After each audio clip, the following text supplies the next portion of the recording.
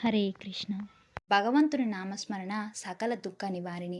ఎట్టి ఉపాయము తోచని స్థితిలో మనసు నిండుగా భగవంతుని తలచి చూడండి. ఏదో ఒక రూపంలో పరిష్కారం గ్రహించడం తప్పక అనుభవంలోకి వస్తుంది.